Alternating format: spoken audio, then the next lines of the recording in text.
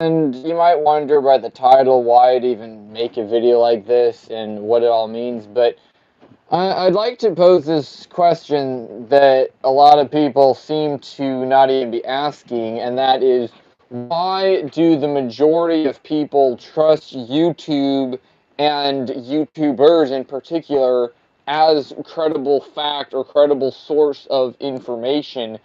Hello to whoever you are that just chimed in. Thank you for watching. Hey, why do people trust YouTubers for credible research or credible information when the majority of YouTubers are like myself who are just average people that like to make videos on YouTube? You know, like, I'm not a doctor, I don't have a PhD in anything, okay? Yes, I have taken college classes at the university level. I do have, as you see, a bookshelf full of, this is my fiction books over here. My not fiction books, I'll show you over here. I got a bunch of Bibles over here. You can see my collection of William Tyndale's collection, literal Bibles, King James and Matthew's Bible, and my Greek Bibles and concordances and all that down there. I mean, I definitely do a lot of studying, a lot of research, and have a lot of thoughts and ideas. But again, my question is to the audience, why would you trust me as factual information when, you can't even prove that I'm not getting paid by Hollywood to write like that has written a script for me, or maybe I'm writing my own script and you don't know it. And that's why I'd like to talk about this for a second, because I feel like so many people, they've gotten these weird ideas off of YouTube. Well, like, let me give an example. One of my good friends, or sort of good friends, I mean, she had said something about that she believed that McDonald's had human meat in their hamburgers. Okay, now this seems pretty weird to some people. It's like human meat and hamburgers for McDonald's. Like, why would they put human meat? Like, who's the humans that they're killing? Where's the human meat coming from? I mean, I don't see people getting slaughtered, but I do know that Tyson has chicken factories. They slaughter chickens and they slaughter cows, slaughter pigs, and, they put it in the meat. So, I mean, logically, people just assume that, these are the factory, this is where the meat's coming from, and this is what the world's telling us, that's what it is. Well, there's a few YouTube videos that have said that McDonald's has human meat. And some of these videos in particular got several million views by people that pretend to know what they're talking about. And because of that, several people I know have said, well, I have heard firsthand information from either like a Jewish person or from an Illuminati person or whatnot that human meat is in fact in the McDonald's hamburgers. And I'm using this as an illustration, just for clarification. I personally, Nathaniel Kuchenberg, I do not believe that McDonald's has human meat, okay? I don't believe that the meat that McDonald's has is healthy for you, and I'm a vegetarian, so I don't eat the McDonald's meat. But at the same time, I just want to clarify that I'm not trying to propagate this agenda. I'm trying to clarify that this agenda is out there, and people need to be careful. That if you watch it, let's see, when you eat McDonald's, you take a dump. It smells like someone died. Yeah, I don't know what they put in that, and so thank you again for your comment. Shalom, shalom, lekulam. It definitely does not seem to be the right things.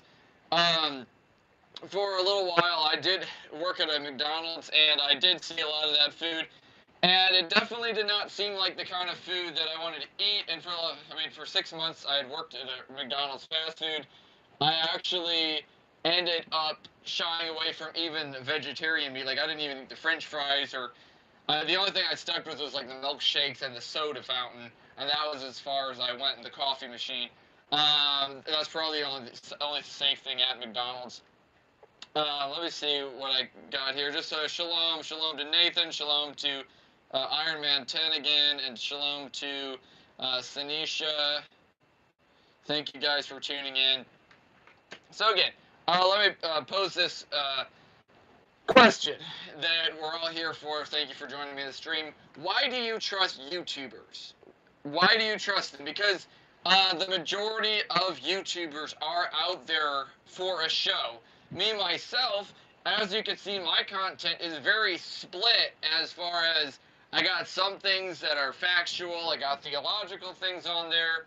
I got one thing about how you can eat snow, and I like to have snow, and then I have like a video I taped of Heidi Cruz when she was in Evansville. I have a video about me talking about Queen Elizabeth maybe being dead or maybe not being dead, and I got some very kind of extreme, almost you could call it bipolar, in the fact that it swings from one way to the next, kind of content on my channel. And the reason I've done that is just because I put whatever I want on my YouTube channel. I don't have a list saying, oh, I can only have videos about such and such. They have to be fact, or they have to be fiction, or they have to be this. I am a human being, and I can put whatever I want on there.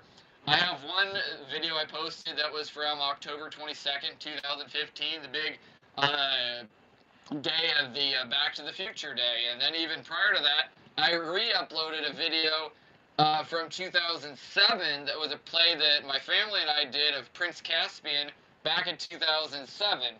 So of course this is a play that we're just pretending like we are in Prince Caspian, and that was from a long time ago. And hopefully when people watch that, they don't actually think that I am Prince Caspian, that transferred so many years in the future, and then I turn into Nathaniel Kuchenberg. Hopefully, there's nobody that stupid out there. Okay, let me just go to the comments. So Iron Man 10 says, I feel like I trust YouTubers, which to me is a great source of information, but sometimes we need to be careful that we don't get deceived. I've been watching YouTube since 2010 about a list of things. And yeah, I mean, me too. I believe there's some good information on YouTube, and I think that's why people tend to go to YouTube, because there's a tremendous source of information. You can look at anything. I mean, I was, let's see if I can pull up what it was. Okay, yeah, I was just reading this book here, Plato's Phaedo. It's about the death of Socrates back in like 2 to 300 BC. And I mean, this is before Aristotle, Aristotle, I believe, was alive. Aristotle was alive, and Plato's the one documenting what Phaedo is telling him happened about Socrates' death. And so this book that I have is in the original Greek, and that's what I've been reading it in the original Greek. But I decided to look it up on YouTube, and I saw that there was an audio version of an English translation that just happened to be on YouTube. And actually, there were several audio translations on YouTube. So again, I can use YouTube to get factual information, and I had the Greek here that I could follow along with to make sure that the audio I was listening to was comparable to the message given in the text. There were a few things I disagreed with, like in the translation, it had talked about the globe Earth, and it called it a globe in the translation, where in fact I saw in the original Greek it called it kuklos, which a kuklo or kuklos is a circle, which is two-dimensional, and not a globe, which is three-dimensional. So again, that leads me to believe that it's very possible that Aristotle, Plato, and Socrates and these ancient philosophers may not have even believed in the globe like we believe it today. They were even hypothesizing that the world might be flat, might be a circle, or might be, concave or convex. There's a lot of different ideas that they were talking about. But to be quite honest, this was a printed book that I was actually reading from in the Greek that was printed. I believe this is from a university. Let me see if it says here. Yeah, Oxford Classical Text Edition. And so since this was an Oxford text edition, it makes it seem to be credible that this is the actual Plato's Phaedo. This is not just a fabricated version, which, it could be. But again, on the YouTube, I saw and I read along and saw that it was indeed a factual video that was a literal translation of Plato's Phaedo on YouTube. Again, I've listened to books of the Bible on YouTube, the King James Version, Alexander Scourby, you name it. There's very credible sources on YouTube. I mean, you can listen to different doctors in theology and different mathematicians, grammarians. You can even learn languages. Like I was looking up the Russian alphabet, how to learn Russian, and looking up things about Polish, German vocabulary, trying to find videos in Greek and in Hebrew. And all of this stuff is good for educational purposes, but what is the line where you think it might be going a little bit too far? Okay, I want to read one comment. Nathan says, I've been watching YouTube since the first video in the world. Well, that's good to know. The first video in the world, I believe, was about 1899 or 1898, sometime about that. So that's been about 125 years. Or you're probably mentioning the one that was done in 2005 on YouTube. You're talking about the first YouTube video, I'm sorry. But, you know, the first movie in the world was like 1890 something. But anyways, it's beside the point. Congratulations that you've been watching YouTube for a long, long time. But as the future progresses forward and as time is going on, YouTube is becoming more of a place for a lot of information to gather together. And I've seen over and over and over again people that can't tell the difference between facts, fiction, can't tell the difference between conjecturing and hypothetical situations and the solid facts of reality. And again, you know, in a philosophical way, I'm not saying that anybody for a fact even knows what reality is, okay? I mean, there's all these ways to describe reality of, just the reality in which we exist. You know, we perceive the world how it is, and, atheists will say there is no God, and that's how they see it, apparently. And then, believers say that there is a God, and they see it differently. And I do think there's a point in which, people come to their own conclusions, stick to that, and then they don't think outside the box anymore. And when that happens to certain people, I see that that's how life is, that not everybody is thinking about the existence of human beings, the existence of life 24/7. And so because of that, I think that there is a part in which people are gullible and they take things for they just believe whatever they see.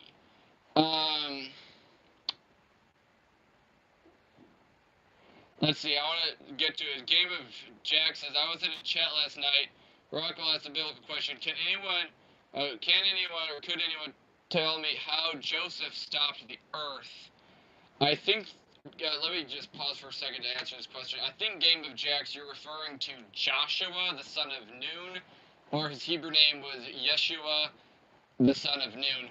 And he was in a battle with Moses at the time, and also Moses, Joshua, and Caleb, and Joshua had told the sun to stand still over the valley of Gilboa. Yeah, and when he said to the sun to stand still, the sun stood still all day and all night until the battle was finished. I believe that's found in the book of Joshua. I could look up the chapter for time, but how the sun stood still was, or how the earth stopped. And I think that's the thing, though, that you say how the earth stopped. It does not say in the Bible that the earth stopped. It says the sun stood still, and that is where it differs from the modern cosmology, that in the heliocentric global Earth theory, and I want to call it a theory because of so many people, especially good friends of mine, that are way on the other extreme with the flat Earth theory. Okay, that right now I'm just conjecturing that I'm going to deny the fact of the ball. That I don't believe the ball is a fact. I think that people are still um, coming up with ideas and questions about the reality in which they live, and I think this is a good thing. I think it's a good sign that people aren't just taking for granted the life in which they live. That I think it's important that you do think about these. This is what Plato and Socrates were thinking about, which changed the Western civilization, and that was what they were talking about. They were talking about, is the world flat? Is it round? Is it a circle? Is it a sphere? And also, what is human life? Where does the soul go after death? Is it reincarnation, or what is it? And if you don't ask these questions to yourself, um, you're either just believing what you've been taught, or completely agnostic, and you really don't care, or you really don't know. And I think it's important to try to understand. But let me get back to this question. I don't want to go off too far. Um, you're saying that can or could anyone tell me how Joseph, which is supposed to be Joshua, stopped the earth?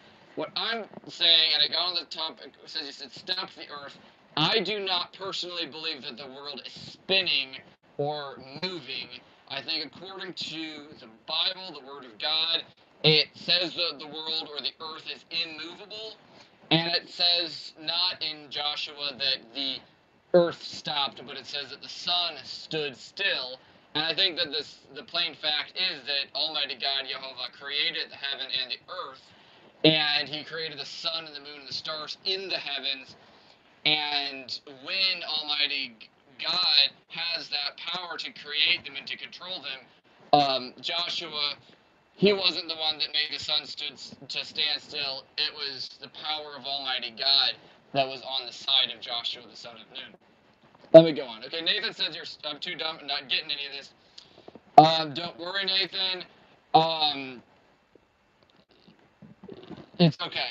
I mean, there's a lot of things that I've said, and maybe some things that if you don't have the context, you won't get it. A lot of things I'm talking about has to do with biblical theology, philosophy. I'm talking about Greek historians that were from 2,250 years ago or more. And unless you understand where this is coming from, it might be hard. So don't worry about it. If you want to watch me, get what you can. I don't expect that you'll understand everything I say because, again, sometimes I feel like that I assume that everybody just knows all this stuff and they don't. It's like if I start talking about the Pythagorean theorem, I assume everybody had mathematics in school and everybody knows a squared plus b squared equals c squared. That's just obvious to me that everybody in the world that's, at least say 12 or 13 years old has taken a math course and studied the Pythagorean theorem. But again, I could be wrong. And if I'm wrong, then please either let me know or just look over it and understand that sometimes I don't understand how much other people don't know, okay, and I'm sorry about that. But Pythagoras was also a Greek historian, just so you can put that together, that Pythagoras was, I think he was a contemporary of Socrates, or at least, in that general proximity in the early eras before Christ. Oh no, I'm learning the torture. Okay, I don't know what you're talking about. If you feel like you're in school, just don't worry about it. I am very educational in the way I go about talking, but again, a lot of this is conjecturing, which again, if you don't know what the word conjecturing means, it's just a fancy way of saying um, thinking up ideas or assumptions. Okay, conjecture is just a fancy way of saying an assumption, maybe a little bit more than an assumption, an educated guess, more like. Um, Okay, I got Iron Man 10 says, do you believe the rapture to be October 18th? So many YouTube topics about rapture in October. Okay, so I want to clarify that too, especially for those of you that may, again, not understand the difference between fact and fiction, or again, aren't even questioning the difference of fact and fiction. You might even be like, oh, that's just stupid, or oh, that's good. Again, some of the videos I have on my channel talking about the end times are in fact not talking about the end times in a hard, fast way that, this is October 21st, 2015, Back to the Future Day, and, the Cubs win the World Series, and then the rapture of the end of the world, it's all over with. I'm not saying that. If you want to go back 3 years ago to October 21st, 2015, I had some videos out on my channel that seemed very factual to some people. I had said stuff about the end of the world. I was saying it was from 2015 to 2022. All of this was hypothetical in the way that I went about doing it. But what I ended up doing, if you can see my channel doesn't even go back as far as 2015 anymore, is I removed all those videos from my channel because I saw too many people taking the videos out of context and saying, oh, look, Nathaniel Kuchenberg, he's predicting the end of the world in 2022. In a legitimate, hard, fast, real sense, they thought I really believed that 2022 is the end of the world. Which, in fact, I was doing all of this in a hypothetical way. That hypothetically, this is this day, this is that day, making my assumptions, my educated guesses, or, on the Jewish calendar. None of that was, was as hard, fast as people were taking it. So I want to say, as far as the rapture, okay, you're referring to Jesus coming back, and you're saying October 18th. I want to say for absolute facts, no. I want to say there are prerequisites, which means there are events that have to happen before Jesus comes back. And when I say Jesus, I'm talking to Yeshu or Yeshua, the man from Galilee. Everybody knows it's Jesus nowadays. Jesus is a modernized name that we call him that comes from the Latin Jesus, that came from the Greek ha Jesus, that came from the Hebrew Yeshua, okay? So, no, there are prerequisites, and I have told you on a few of my episodes what those prerequisites are. For one, there needs to be, I believe there needs to be a temple in the Middle East, in Jerusalem, rebuilt, which could happen anytime. And the Ark of the Covenant, Awana Kodesh, the Holy Ark, needs to be brought out and shown to the public. I believe those two things will be the beginning of the 7 years of Daniel, and then after the end of 7 years is when the end comes. I'm a post-tribulation rapturist, if you want to classify me as that. I believe that the end is going to be after the 7 years are complete. Do you have any idea what you want to be when you get out of school? Yes. What I would like to be is, I'd like to be a paid archaeologist. I think that would be really fun. Because I know some archaeologists. I got some interesting connections in the Middle East, and I like to do archaeological work. For one, with the findings of Noah's Ark, I'd like to do work with in Jerusalem. I got friends that are going to excavate in Qumran in one of the caves very soon. Okay, you want to work with zoo animals? That's really cool, Nathan. Zoo animals has to be a really fun job. I think I'd like to do archaeology, but what I'd also like to do, and maybe this is a little bit, stereotypical of a dreamer, but I'd like to be kind of like Indiana Jones, and perhaps, in 10, 20, 30 years, maybe not 30 years, I'd be an old man. I'd like to get a degree in either theology or the ancient languages. I'd like to either be in either a classical Greek teacher or a Latin teacher, or maybe teach classical Greek, Latin, and even Hebrew at a university level. That is kind of one of the things I'd like to do. But again, right now I'm just 21 years old, so I'd have a long ways to go. I'd have to first get my master's degree. First get a bachelor's degree, then, maybe a master's and a doctor's degree. So you're talking right now, I've got about between a year to 2 years worth of college. I'd probably take 3 years if I'm going to graduate college. And in 3 years, I'll be 24, probably 25. So I probably won't get my my first degree till I'm 25 if I get on it right away, which, it's all going to depend from circumstantial, whatever happens. And so, yeah, what I kind of like to do is get a degree in teaching, and then move on to getting, uh, I guess, just some kind of classes in biblical Hebrew, biblical Greek, and also Latin, and try to teach at a university level. And then in the summers or in my free time, I'd like to travel and work with archaeological digs, and that would be my dream job. So kind of like Indiana Jones, that is kind of like who I'm basing this off of. But again, I just think that would be kind of fun. But we'll see what the Lord God Almighty Jehovah has for me. I do believe in fate or in destiny. If that's my destiny, I believe it will happen. But again, I'm not pacifistic in the sense that I'm just going to be retarded and do nothing. I do believe that I want to work toward that. So right now, I'm just trying to work up and save a bunch of money, try to go back to college, and yeah, we'll see how it goes. But for right now, I'm just doing YouTube. Let me keep going to some of this stuff. Okay, more or less a joke. Okay, that's fine if that was a joke. The first thing. Do you have any idea what you want to be? So I did that. Thank you. Iron Man says thank you, and then I want to work in a zoo, and then. Okay, I think I answered all the questions. So if you're still watching, you can comment more stuff. I'll try to keep it on the comment section. But I want to get back and. I covered the main thing I want to ask, and that's why do you guys trust YouTube?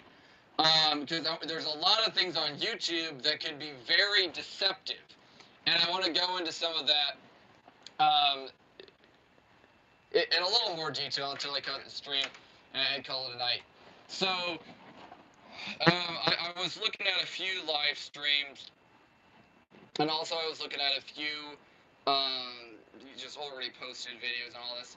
And I want to go to one video in particular that was posted by a guy named Bart Ehrman, another guy named Robert. I forget what his last name is, but anyways, this was a debate, and they're debating about the existence of Jesus Christ. Okay, they're saying, did Jesus even exist? So Bart Ehrman takes the extent that Jesus existed as a man, but he was not holy, he was not divine, all that came later. That was his point of view. This Bob or Robert guy, he was saying that Jesus never existed, there never was a person named Jesus, it was just all made up after the fact. And so I think all of this was interesting, because these are two very scholarly men debating what they believe to be the truth about the existence of Jesus Christ. But again, from my point of view, I'm not going to sit there saying I got to believe one person or the other person.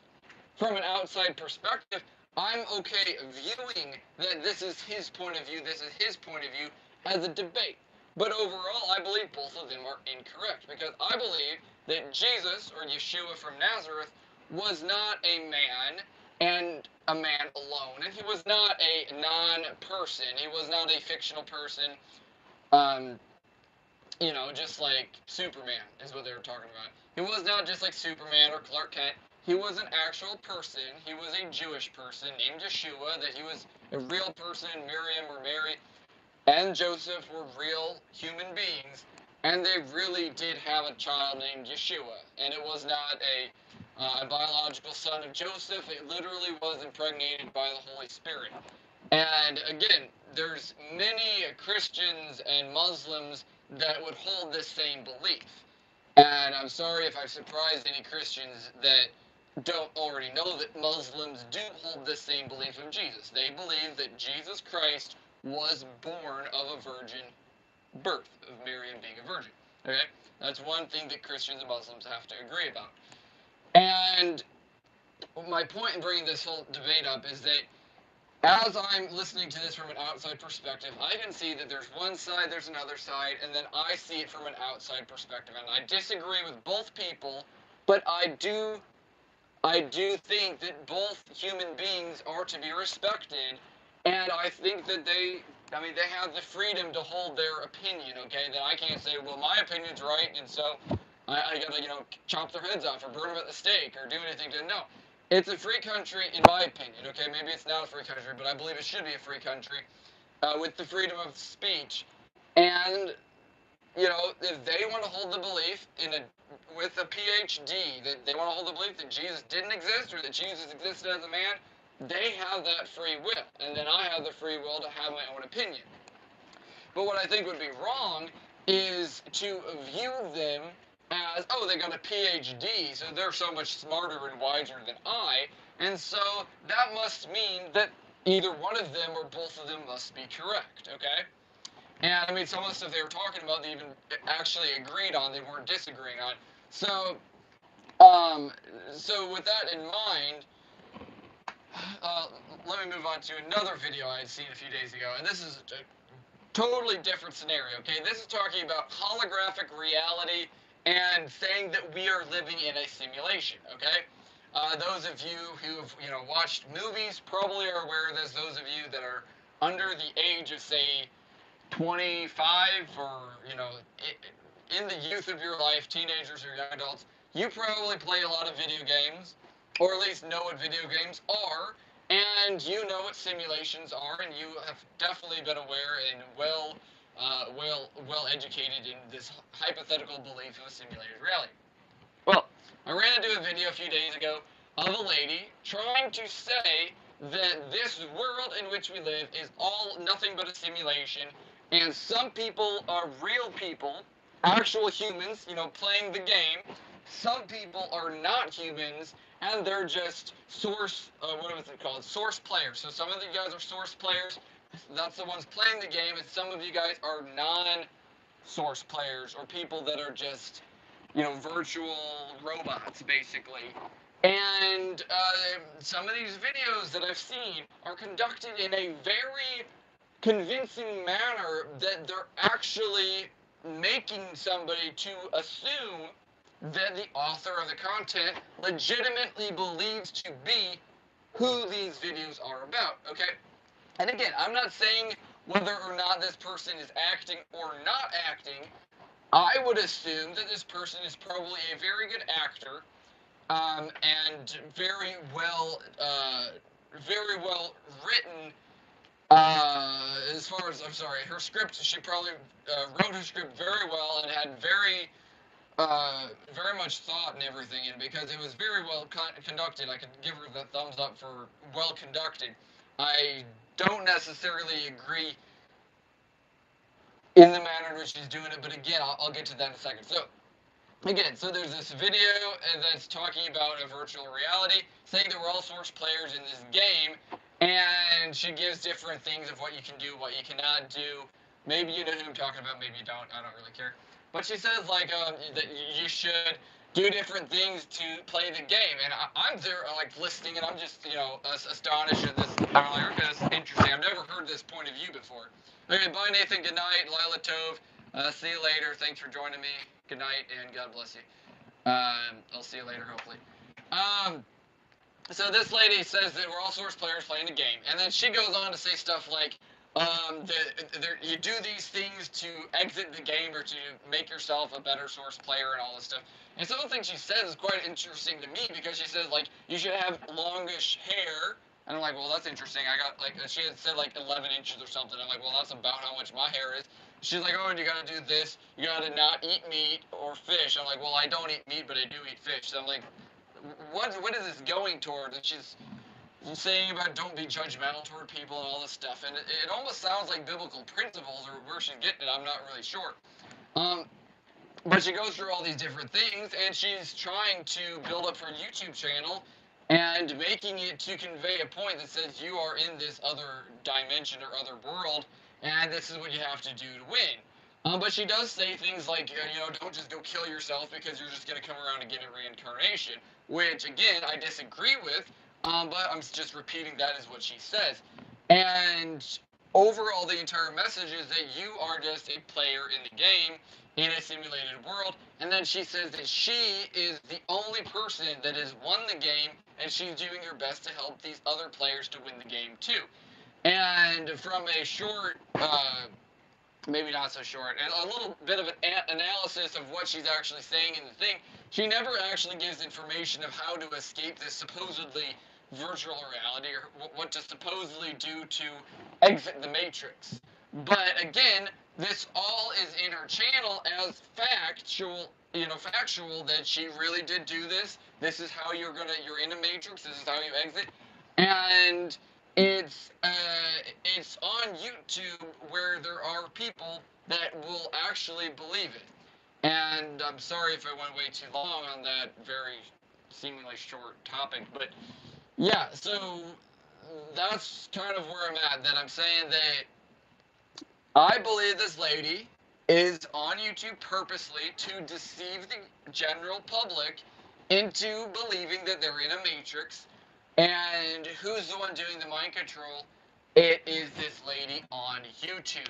And maybe it's through a demonic entity or, some other kind of spiritual force or principality of darkness. I'm not really sure. But there is this force that is drawing people onto YouTube to look up the Matrix and all this, and it's deceiving people to disbelieving the reality in which we live.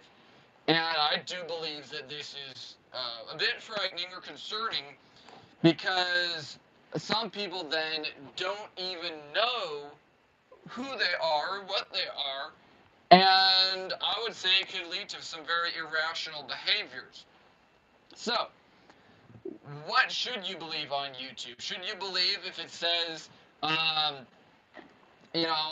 if you microwave a wine glass of orange juice in the microwave for 10 minutes, that it'll turn into grape soda? Do you think, I could actually make a video on that, put this in the microwave for 10 seconds, oh, and voila, out comes a grape soda. And I could even change the glass and give it a different glass. And I'm sure there'll be one or two people that'll pop that glass in the microwave for 10 minutes, slam the door, and expect a grape soda. They'll open up the door, and it'll be a broken glass and a bunch of oranges spilled all over the place. And they'll wonder what went wrong. And that's the kind of gullibility I'm trying to warn you guys about. That YouTube is a bunch of nobodies that are on YouTube, and you can't believe them. That's why I'm even encouraging you guys not to believe anything you see on my channel or anything you see on anybody's channel without further investigation and further study. There's a lot of things I have on my channel, even stuff about the end of the world. A lot of it I've done just for the point of waking people up. Like some of the stuff in my crazy scientist skit series, and I try to make a big difference and distinction between my skit series and when I'm just talking just person to person. In my skit series, I try to put in the content that this is for educational purposes, this is for entertainment purposes. I am not in, I'm doing a skit. This is not reality, folks. This is just a skit. And then when I talk about the end of the world in the skit, I talk about a few days, like 14 days, 5 days to the end of the world. People still they don't read the description, and they don't understand that when I'm talking about 14 days to the end of the world, I'm talking about that in my play world, in my skit, imaginary world, in the Crazy Scientist skit. I don't know how well I could have done it or how much better I could have done it. But again, I'm trying to clarify it in future videos and all this, saying to people that I've never predicted the end of the world to this day, and I don't understand why some people even try to say, oh, Nathaniel, you predicted the end of the world and it just didn't happen. No, I'm saying no, I never did predict the end of the world. I had a fake skit that I said was for entertainment purposes only, supposed to be for children. Okay, in a play world, if you know how children play, a lot of children like to play games, okay? And if you're in a child's imaginary world, you can play with them, okay? I don't know. Sometimes people take me too serious, they take life too serious, and then when I try to play along with some of these pretend games, it goes wrong. I don't know what to do about it. That's why I'm trying to do this, to clarify. Okay, so one of the final things I'll just say, on this play world topic, I think a lot of people on YouTube use this imaginary play world, and that's why some of the things I've done has led me to include an imaginary play world in my channel, because I want to show people that it exists. And I believe that if I don't show people that there's an imaginative side of YouTube, that people are just going to believe anything and everything. You know, if there's McDonald's meat that has humans in it, or whether it's, putting your orange juice in a glass in the microwave and cracking your glass and believing it's going to outcome, it's going to be a grape soda. I'm sure it's going to be a grape soda, and then it's still orange. It's like, what went wrong? I don't know what went wrong, but I think it's because somebody fooled you, okay? Don't believe everything you find on YouTube. Okay, so back to the kids' pretend world. So there was a little kid that I was over at somebody's house, and I was playing some games with this little boy, and one thing he had told me, okay, he's like 5 years old, and he had told me that he had some little play guns, and he was telling me that he was going to put me in prison, and he said that there were some prison bars in front of me, so I couldn't get out, I couldn't escape. He said there were lasers, there were red laser beams, so I could not escape, and I had my hands tied behind my back, okay? Now, all of this was pretend, okay? He didn't use an actual rope. He didn't have actual lasers. He just told me there are lasers here, so you can't get out. Otherwise, you're going to get all chopped up and you're going to die. And I had my hands tied behind my back, and so if I didn't uh, do that, then I had to be Superman to break my handcuffs, and I'd have to, somehow get through the lasers without killing myself, and I had to try to find the key to the dungeon, okay? Again, this is all in a 5-year-old's imagination. And so since I'm playing along, I go along with it. I'm like, okay, so these are the prison bars, this is this, I gotta find the key. Well, it turns out that I ended up escaping from the dungeon. I found the key, I released the thing, everything went according to my plan, and then he ended up realizing that I escaped, and he tried to capture me all over again, and the whole thing went around and for a little bit until he decided to play something else. So my point in bringing this story up about this little 5-year-old playing this game with me is that in his world, he believes that, there's these imaginative bars and all this in this dungeon, and all of this doesn't actually exist. And, as far as I know, I don't see any bars or any handcuffs or anything, but it exists in the imagination of this 5-year-old. Again, let me compare this to a YouTube video. Okay, David Jar says, I think you're living in a virtual reality is one of Satan's tricks. I think you are living in a virtual reality is one of Satan's tricks. Again, yes, I agree with that. It's a game of jacks. I hope that you can understand from watching this video. If you're still tuned in, I hope you are. That anything that I have on this about virtual reality, my intention is to try to veer people away from the virtual reality delusion. Sometimes I believe that Satan's flipped it around to convey the opposite, but again, that's not what my intentions are, and that's why I'm trying to hammer this in right now. And so back to talking about this 5-year-old playing this game.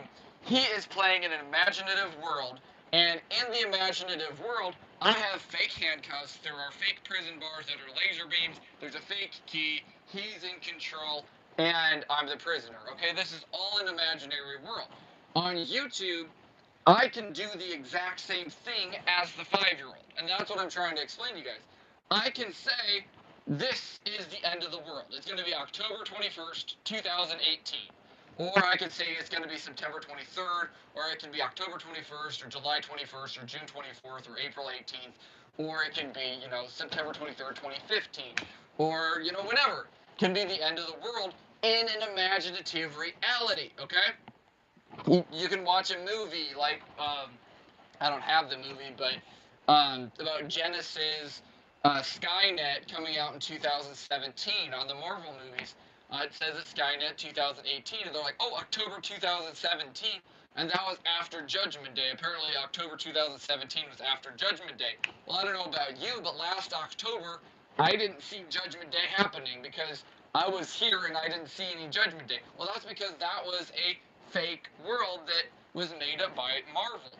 And in the same sense, if I have a video out here on my fake imaginary channel, that's all a bunch of hooey anyway, just lights, ons, and offs, on my YouTube channel, I can say October 21st, the end of the world, and on my YouTube channel, it very well could be the end of the world in that imaginative reality. But if you shut off the YouTube and sit back and look at your surroundings, I hope that everybody's smart enough to realize that it's not the end of the world. Okay, back to the comments. I don't see anything more in the comments section, so I think that it's been quite enough for today. I didn't mean to go on for 45 minutes. Anyways, I hope that people are getting this information. I think that it is really important because I don't know what's going on with the world, but I think everybody's just so dumb and retarded. It's ridiculous. And some people, are gonna be mad at me for saying that, but no, it's true. Every single person that I've talked to recently seems to be living in some kind of a delusion to what extent or another. I mean, I could probably include myself in that too. That there's probably things that I believe are legitimate that aren't really legitimate. Um, but I mean, I think that the truth is that everybody's limited in their knowledge, in their abilities, their skill levels. Everybody is limited, and the point in which we take our limited abilities and we try to magnify ourselves. I mean, like for me, I've met some people that are like, "Oh, Nathaniel, you must be the great YouTuber Nathaniel." It's like, no, that's not me. I just do YouTube for fun, basically. I get a little bit of money here and there, but nothing, nothing that much. I think I made $600 total in the last year and a couple months. So that's like $600. I mean, if you worked 50 hours a week, you can make $600. So that's not that much money for a year and so much. This is basically for fun. But what I'm saying is that people try to steam stuff. They're like, oh, well, then I'm Nathaniel. Like I could say I wrote a book. I could say I got 2,000 subscribers and all this money from it. It's not really that much money. But anyways, I could say this and you're like, oh, I must be something special. And then people could be like looking around me like, well, I don't see anything special about you. It's like, yeah, well, maybe I don't see anything special about you either. And that's why I just think that everybody. Okay, somebody's just counting aliens. Oh, okay. Hi. Welcome. Anyways, what is my point with this? Anyways, I'm trying to get my thoughts to it. Alright, so my point is, anybody can try to exalt themselves to be better than another person. Like I saw this one commercial, it happened to me on YouTube, and the person's like, "Oh, you must have heard of me, right?" And like knocking on door-to-door salesman or something. I don't know, door-to-door sales. She's like, "You must have heard of me. Do you know why? I got 11,000 followers on my Twitter." Okay, and I'm thinking like, oh, this is kind of dumb. And I think that was the point of the commercial. It was supposed to be dumb. Nibiru, my bad, wrong channel. No, it's fine. And Nibiru, you're talking about the planet that supposedly Enki, and that's a whole other thing.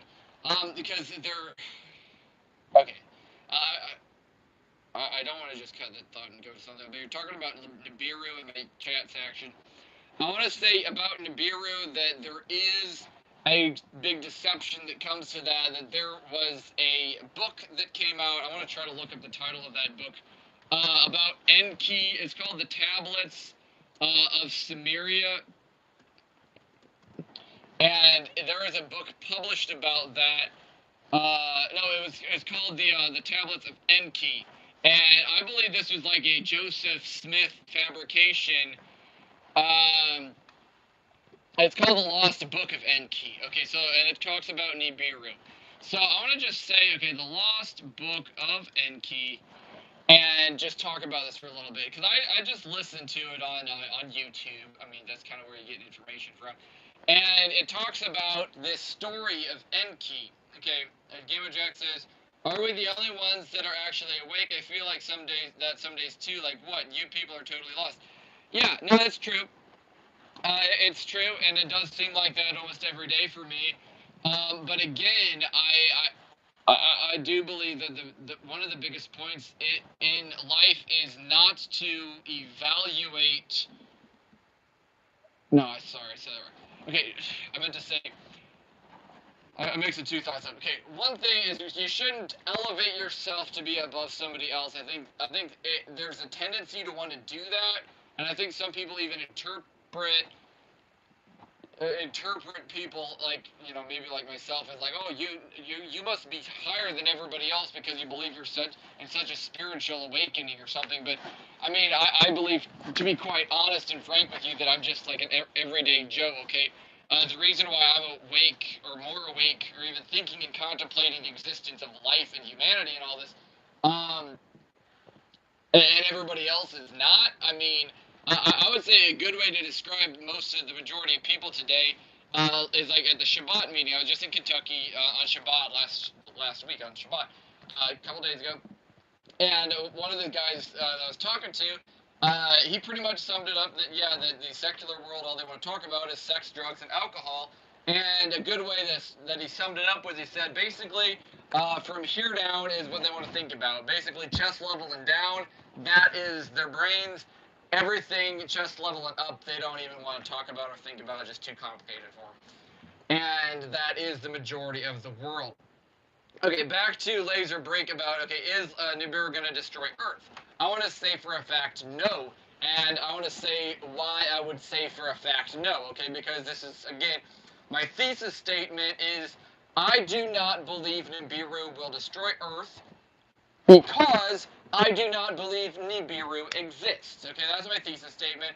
Why I want to say that is because the belief in Nibiru comes from the ancient Sumerian texts, and a lot of it's supposedly found in a book called the Lost Book of Enki, which I also believe the Lost Book of Enki never even existed. There is a doctor, or I don't know if he's a doctor or not, called Zechariah Sitchin, or Sitchin, sorry, no S at the end. I'm a Hoosier, that's why I like to put an S at the end of everything.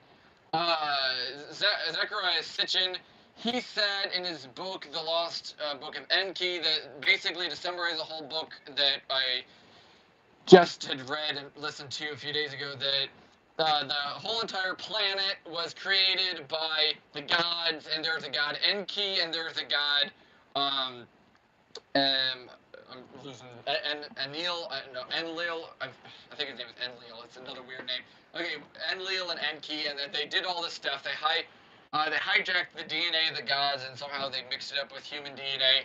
Or somehow they mixed it up, and they made humans eventually, and they made these humans to be the workforces on this planet Earth to mine gold so that they could have workers because the gods were too lazy to mine gold themselves. This is the story in the tale that these gods had actually come from another planet called Nibiru, and Nibiru is a planet that was basically their source planet, their fundamental source of existence. I don't know if they supposedly evolved from this planet or what, but they were on this planet. They came to Earth, and they made man after their own image. And the story kind of follows like a Genesis type-esque plot line.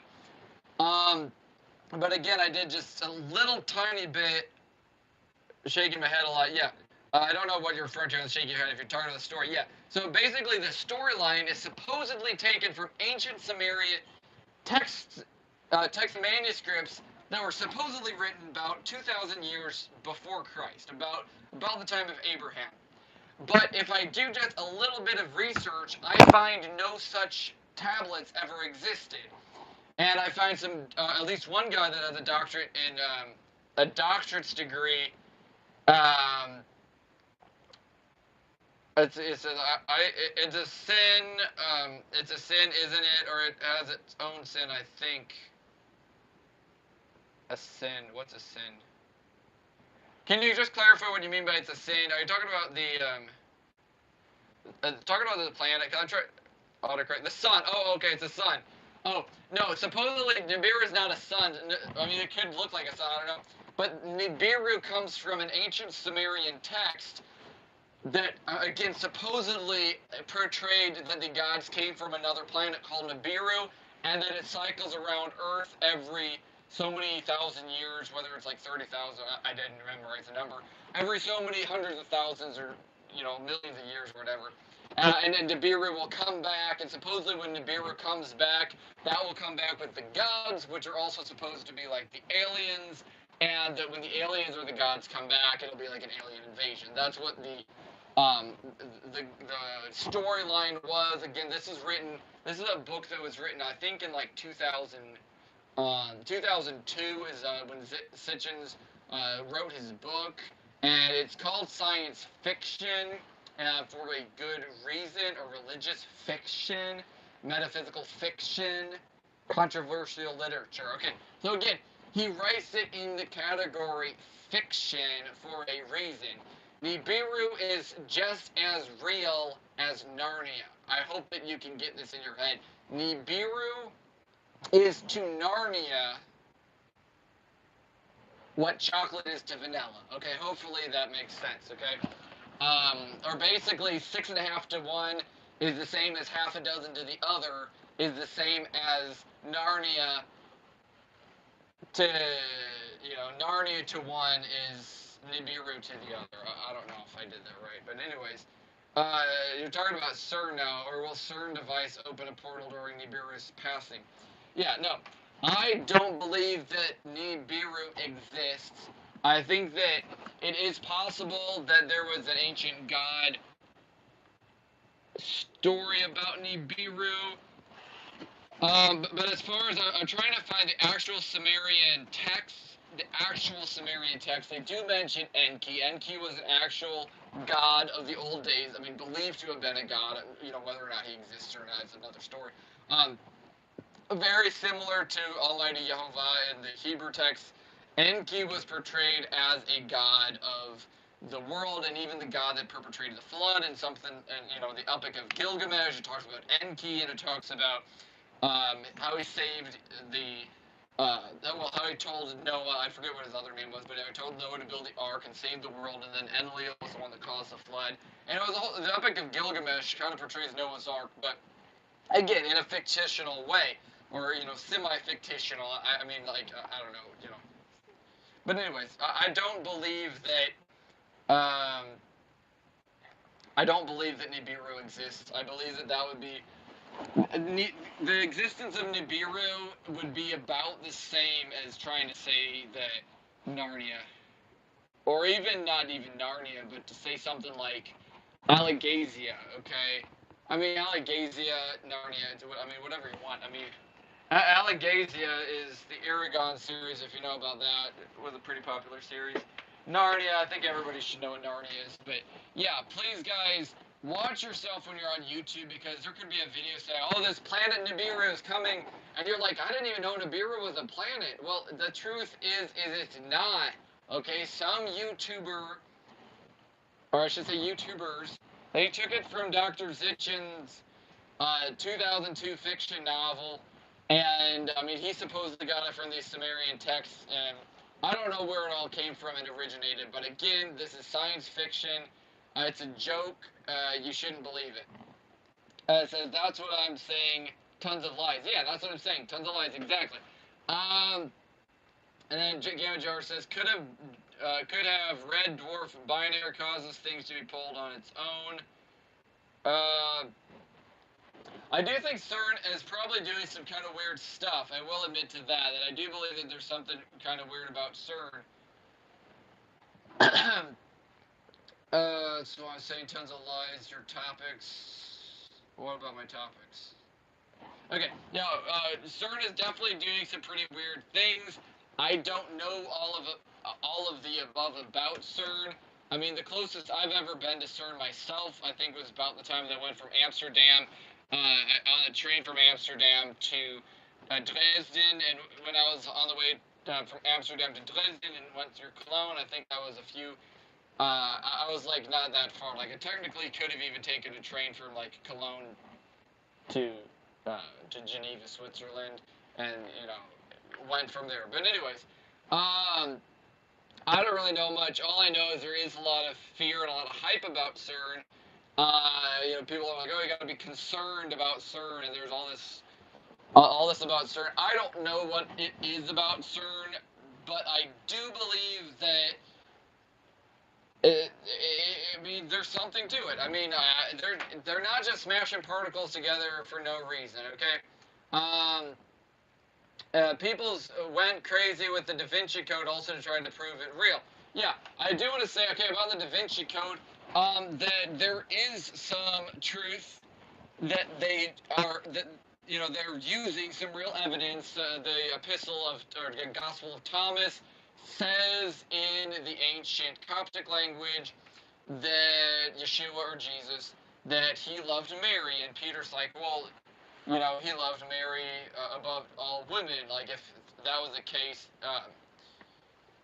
who are you to deny him that? And he's talking about Mary Magdalene, not his mother Mary. And whether or not this was fabricated or whether or not it was true, I think that that's beside the point. I want to just say that when he talks about Mary as being above women, I mean, we do know from the Bible, from the other Gospels, that Mary Magdalene was with Yeshua, Jesus, at all times, or mainly at all times, and at his death, he appeared to Mary and was like, don't touch me. Mary was a good friend of Jesus's, or Yeshua's, okay? Whether or not they had sexual intercourse, that's another debate, okay? That I do believe from a theological stand that they didn't have any babies and they never had sex. But again, that's a whole other topic, and I don't want to get into that right now. But the Da Vinci Code, I think it's led a lot of people to discredit the Bible, trying to say that Yeshua, Jesus Christ, was just a man and he was not divine or God at all. And it's people like Bart Ehrman with his misquoting Jesus. And I think that Bert Ehrman did a pretty good job with that book about misquoting Jesus, because in the book, the front cover has a picture of a guy, a scribe, penning down a Latin Vulgate, okay? And again, the Latin Vulgate, I have a copy of my Novum Testamentum Latine, my Latin Testament. He's penning down in the Latin something like... ad rebus graviter audierunt, ad actus suos compresserunt.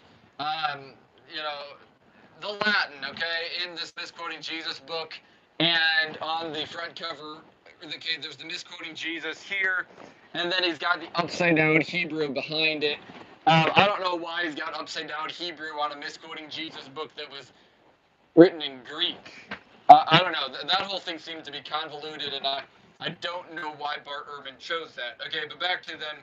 CERN is really weird as far as a lot of demonic stuff involved with it. What would you say, christening? With what we would say christening?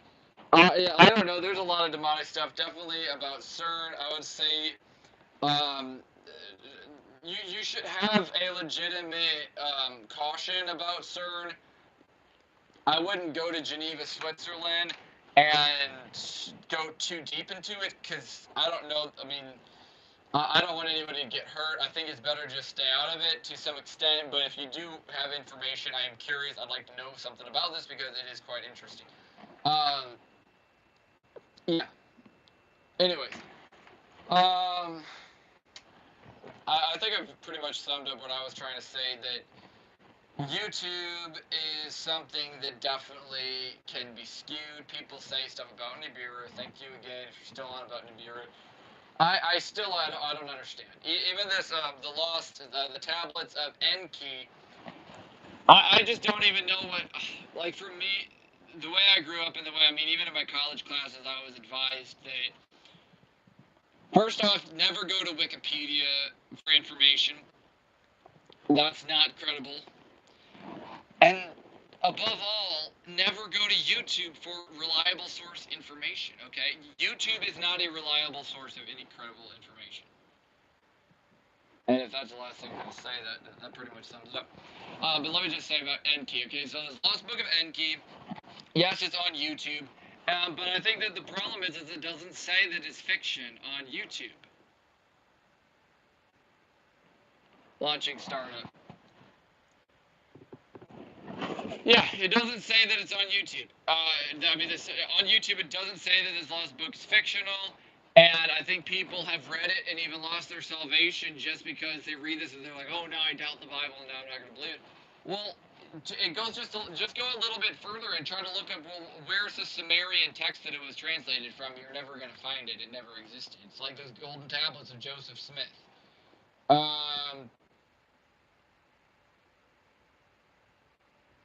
Okay, well, it says how-to videos are decent.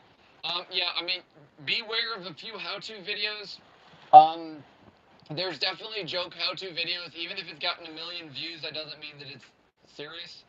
So, yeah, I would say to be cautious just of everything. And I mean, I don't want to make anybody paranoid. And I think that some people are just like, they'd rather just be relaxed in life and just like, I don't really care about this that much. I don't want to be thinking, oh, is this true? Is he pulling my leg? I gotta trust somebody, blah, blah, blah. Well, I don't know. I would not trust YouTube. Because even how-to videos, there are definitely fake how-to videos out there. Definitely fake how-to videos. Do not trust a how-to video. You might end up blowing yourself up. Seriously, okay? I mean, seriously, there's how-to videos like my illustration. Put your orange juice in the microwave, and it'll turn into grape soda. You put your orange juice in the microwave, and you get a broken glass uh, and a bunch of orange juice spill all over the place. So yeah, don't trust how-to videos. The one using a fork to remove a broken light bulb. Yeah, there's a bunch of stuff like that. I mean, there's one about how to get free internet, how to get free electricity. Um, those are two that I've seen that are completely ridiculous. I mean, definitely the people like Theojo for one. If you know that name, don't trust Theojo. He's got a lot of fake videos, which I think are funny. I think they're very, very funny.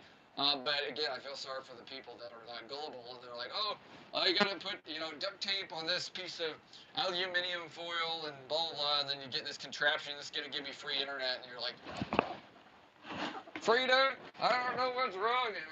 My internet ain't connecting yet. And then it's like, George, we gotta do it this way. No, Frida, you gotta do it this way. They just go trying for hours and hours to get this free internet. And then, finally their son comes over. And their son, Dave, says, he's pulling your leg. This is just completely retarded. That stuff really does happen. Yeah, if it includes duct tape, it's entertainment, not how to. Not necessarily, because a lot of people do use duct tape for legitimate things. I mean, like I use duct tape at work for actual things. I use a lot of tape at work, and I'm actually building manufacturing actual things that go about in the real world. So you can't just say that tape is gonna make it not real, but yeah, I would definitely be cautious. I mean, especially too much duct tape. Too much duct tape, kind of, and if you're making something that looks like one of NASA's eighth grade projects, little spaceship, I'm guessing that you're probably not going to go anywhere. Okay, well, that's about enough. It's about 10 o'clock p.m. Central Standard Time. I'm going to go to bed and let y'all go to bed. So good night, Lila Tove. If I can figure out how to turn myself off. Yeah, okay. Well, shalom, guys. Thank you guys for